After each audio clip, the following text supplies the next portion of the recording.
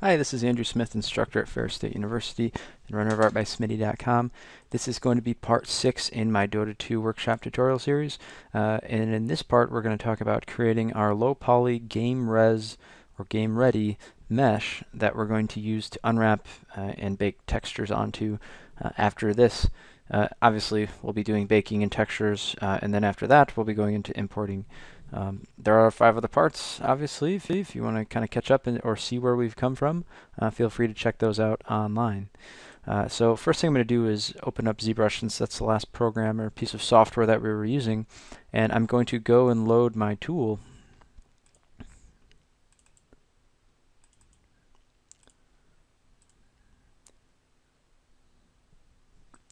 Okay, so coming in and looking at this is where we left off at, where we were working with this mesh and we had it split up into all of our different subtools. The first thing I need to do is make sure they're all set to additive. Come down to merge, and I'd like to merge them all into one object by hitting merge visible. Coming back up here, we can see that this new tool has been created and it's all one subtool. This is the mesh that I'm going to use to retopologize, or retopo. ZBrush came out with a fantastic new feature called Z-Remesher under your Geometry tab, and this does a pretty good job on most models if they're not too specific, especially characters and really nice solidified meshes. This guy's awfully thin, and he's got some weird shapes in his silhouette that we really need to pay attention to, so I am going to retopo him in Max. In this tutorial, we're going to be using ZBrush 3ds Max 14 and Roadkill to unwrap. So what I want to do first here is just set my target polygon count. If I hold Control to tell me what it does, and I really want this guy to be, I guess 5 could work, but I want it to be somewhere. Right now he's at about 3.5 million. So I want him to retain his shape, but I want to be able to bring this mesh into max without too much lag. So somewhere around 30. So I'll just give it a value of 30 there and hit Z-Remesh, and it's going to run through its commands here in the line. And I'll pause the video and come back, and this is the mesh that we're going to use to work into max. Okay, so as I look at this, hitting Shift F, you can see it's definitely gone in and given this a nice new topology, but you'll see here it's still different objects. It's not all vert welded, so I could potentially just, you know, it's got all these polygons here. Ideally, I'd want this mesh to be welded together and not separate objects when I'm retopoing, so I don't accidentally place my verts inside cracks and crevices like that. So I'm going to undo this action. And before I do Z-Remesher, I'm actually going to come over here to Dynamesh and crank the resolution up, and then hit Dynamesh really quickly. Dynamesh is essentially going to make this a vert welded object. It's going to make it all one object that's welded together with no holes and you know, no underlying topology that's being hidden. After I Dynamesh it, then I'll go through and run it past. Run it through Z-Remesher one more time, and now I'll have a vert welded closed lower polygon object that I can bring into max. That's not going to give me any of those errors. Okay, so if I hit Shift F, you can see it's gone through Dynamesh. It hasn't really redone the topology too terribly. It's not as nice as it was before, but you'll notice now if I select and hide these, you know, they've been welded together. There's no geometry going through each other. You know, it's just making this for a cleaner mesh. I still have some of these holes here. I should have inflated it before I ran it through Dynamesh. Not a big deal. I can essentially just avoid those in max when I'm retopoing. So now I can come to Z-Remesher, keep it at 30, and click Z-Remesh, and it should run through this a little bit faster since there's less faces to calculate and it's all one object. And again, I'll pause the video while this goes. Okay, so it's done going through Z-Remesher, and if I hit Shift F, you can see the wireframe here, and it's all, again, a vert welded object. It's collapsed it into one poly group, which is completely fine. That's what we want. But it's still retaining the basic shape that we had before, even though it's a lot less detailed.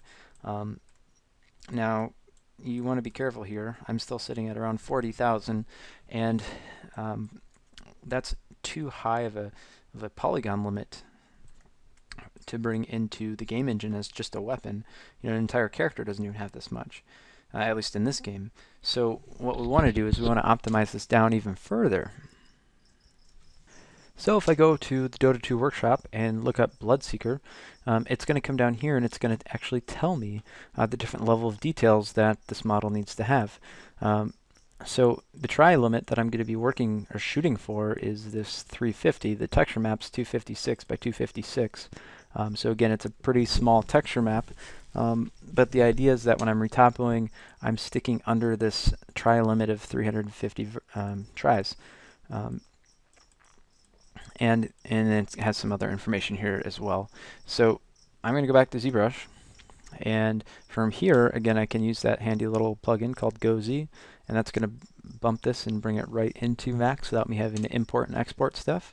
I hit F4 to turn off wireframe, and G to get rid of my grid. And at this point, you know, if we zoom in here and turn back the wireframe, it's the same mesh.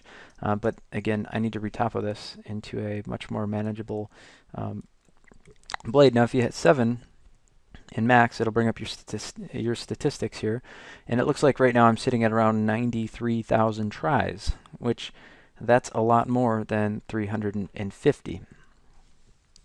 So we're going to be using the freeform retopology tools. So bringing in my menu here, this polydraw. You can get to it by going up here to freeform, and the polydraw menu's here. You can just click and tear it off.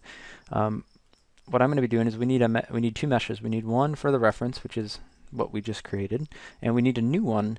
And so the way I like to do it is just select the reference mesh, hit 4 to find a polygon that we like. So we'll say this guy.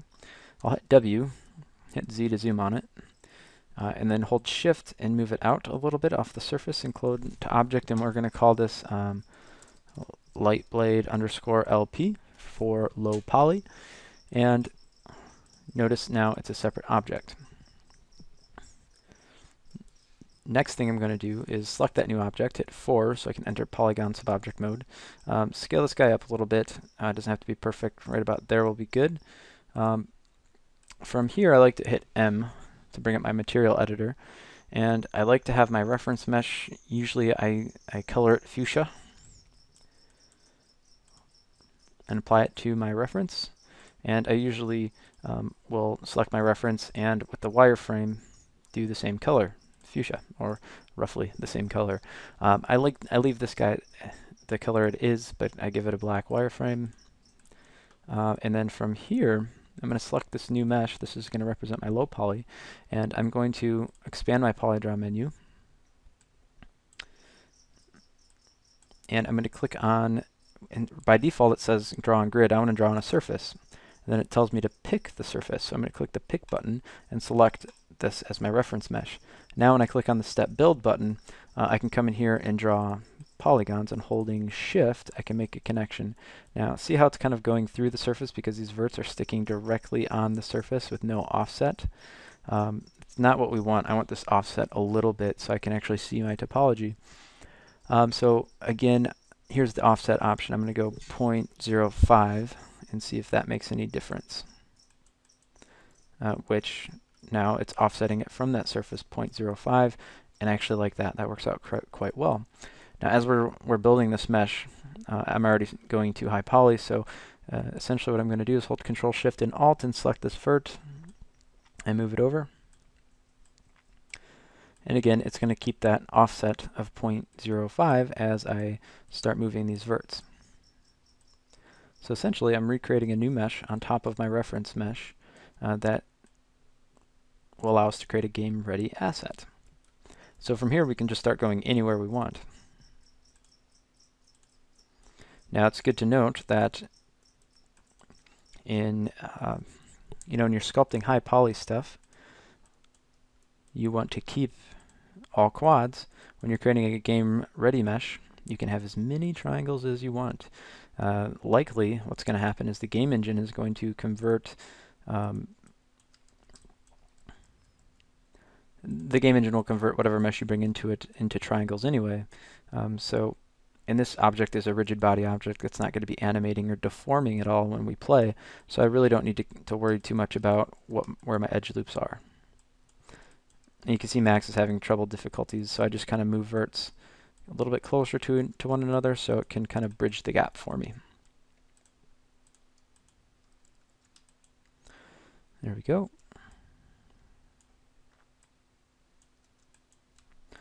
There we are. Perfect.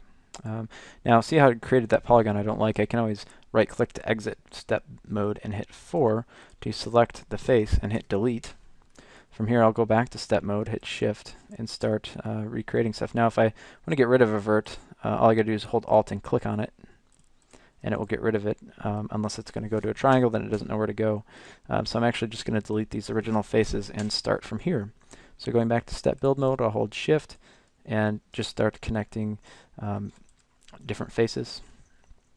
And again, from here I'm just going to kind of continue to work throughout the model. I'll speed up the video a little bit, and I'll be using the same techniques that we just covered. Pretty simple.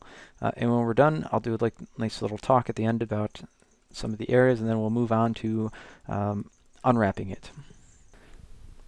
Okay, so here we are kind of picking up where we left off, and again just working with step build mode where I'm clicking add verts and holding shift to bridge them together.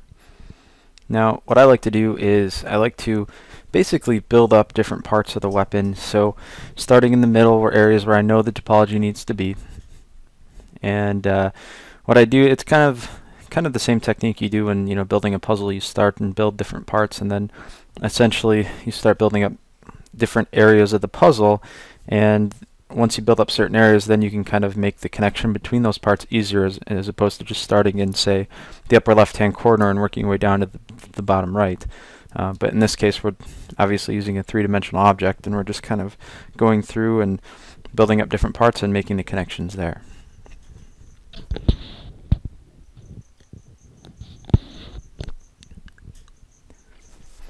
Sometimes I'm hitting Alt Q to isolate the mesh that I'm drawing on.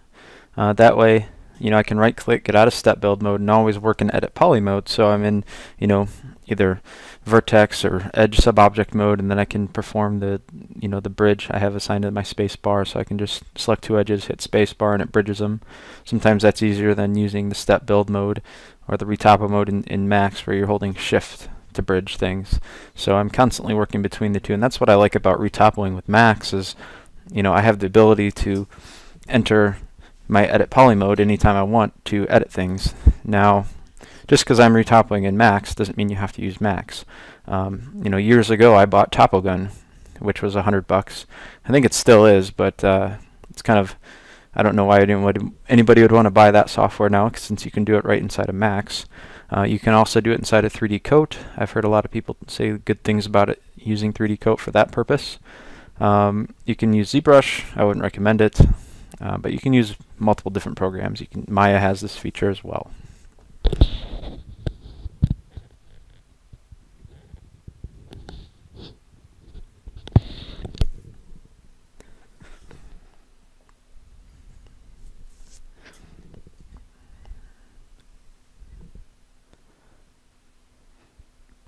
So here when I'm building this, I want to keep in mind the, if you go on Dota 2's website, you can see that the try limit for a weapon like this is 350 for the LOD 0. I think it's 250 for LOD 1. So I'm trying to make sure that I'm not exceeding it too much. I will exceed it a little bit. I think this was around 400 for just half of it, so I had to in the end go through and clean it up a little bit. But we'll do that once we get the mesh completed. So the idea is that we just get the mesh completed now, and we'll worry about cleaning it up and optimizing it later.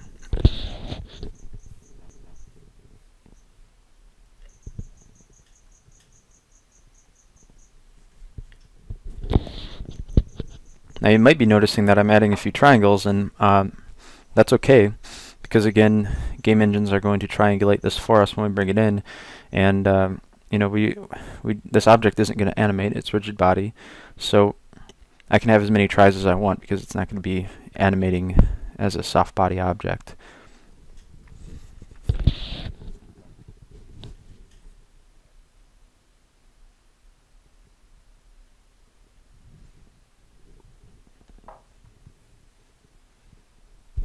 So here on this side I'm kind of going into too much detail already with adding too many polygons. I'll end up making a mental note right now that I need to go clean this area up a little bit later in the future, but I want to make sure that I'm capturing all the different subtleties in height values with the bevels and extrusions that the original design had. I want to make sure that I'm not relying too heavily on the normal maps to fake the extrusions and intrusions. So I'm just continuing working.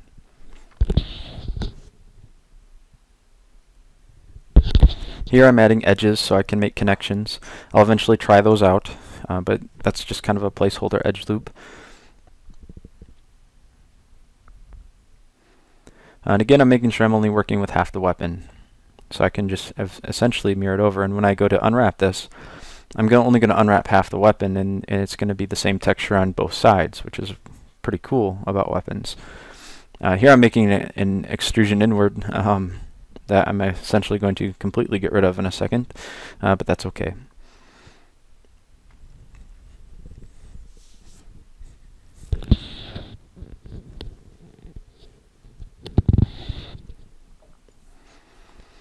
Okay, so once I finalize the mesh, I hide the reference mesh, and I go into top view, and I'm going to make sure that it's symmetrical. Now here I'm kind of going in and optimizing this, trying things out, getting rid of edges. Remember, every edge should support the silhouette or animation, and this doesn't need to animate, so as long as I'm supporting the silhouette with all my different edges, I'll be fine. So here, optimizing even more. And now I think this is when I end up going, and I'm optimizing the handle. There's way too many polys there because the character's hand's going to be covering that up anyway. Why do I need all that geometry there if we're never going to see it in the game? So I'm just checking it, making sure it lines up with my reference, and now I'm going to top view. I'm hitting the make planar along the y-axis, so I know it's planar. And I'm checking to see what it looks like with symmetry. In the next part, we're going to go over unwrapping this model and setting up the UVs. After that, we'll get into baking. Thanks for watching.